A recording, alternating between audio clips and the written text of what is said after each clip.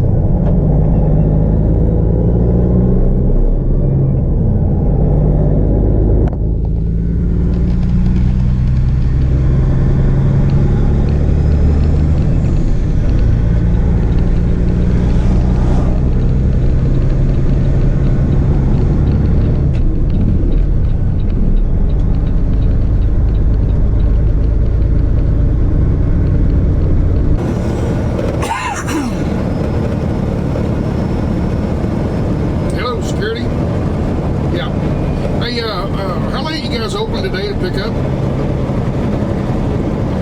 Alright. Okay, so if I get there at 5 o'clock, it's too late?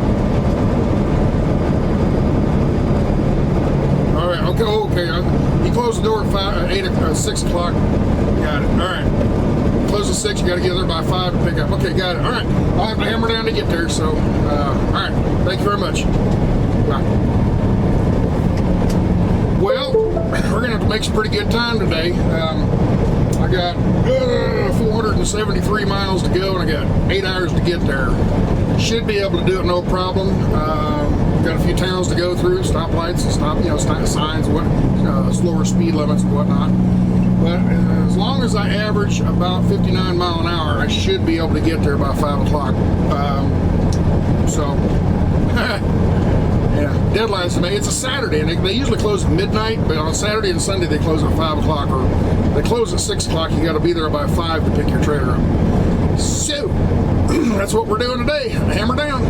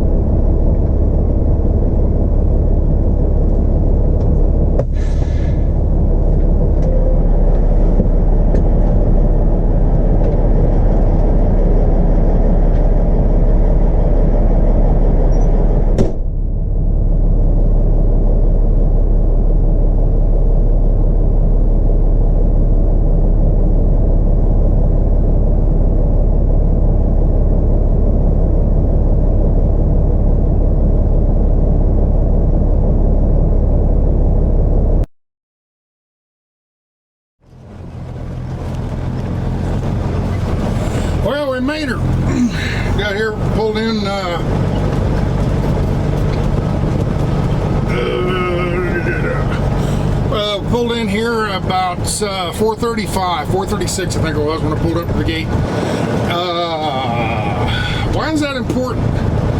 Well, if I wouldn't have got here by 4:42 I think it was, 4:42, I would have to stop for a half-hour break, which makes me come in a little after 5. So it would have been late. It's because that logbook, I got to do a 30-minute break after 8 hours of driving, or somewhere. I have an 11-hour window, and somewhere in there, I have to take a half-hour break. But neither one of those two halves can be more than 8 hours. I can't do like a 9 and a 2. I can do an 8 and a 3, or I can do a 7 and a 4, or 6 and a 5, you know, whatever. But I can't go over 8 hours total non-stop driving, which is what I did today. I drove right out 8 hours to get up here. Kind of getting after it at a few places, just trying to make good times. Like every time I come into a town, maybe the traffic was fine, but stoplights all turn red on me. Or the next one I come into, the lights would all be green, but everybody's just driving so stinking slow. So anyway, we got here though. So it'll take me about 15-20 minutes to get back here and bouncy. It'll take me about 15 minutes to get back here and get this trailer hooked up, be back to the guard shack, and then I'll do my break. Then I'll take off and head back south. When I pulled up to the gate, you saw that other driver. He was checking out. We went inside, and he said, "Gee, hold on, phone camera." He says, "Gee, I don't know." He was leaving from here going to Baltimore, and he says, "I don't know if I ought to go 84 and 80 going across Wyoming. It's supposed to be a big storm up there tonight or tomorrow, or whatever." How big of a storm? He says, "Oh, I don't know, somewhere 5 to 10 inches, blowing snow, and quite a good little storm." I'm like, I hadn't heard anything about it. I'm not planning on going that way, so I didn't care. But yeah, he's thinking about heading south the way I came up through Highway 6 down to Green River, and when he gets to Green River, takes 70 and 70 across over to Denver, and then that takes all the way over to Baltimore. Mileage-wise, it's not that much farther, because once you get on 70, it's 70 all the way over to Maryland. So that's probably the way he'll go too. But he'll be ahead of me. I won't be able to catch him. So let's go find this trailer.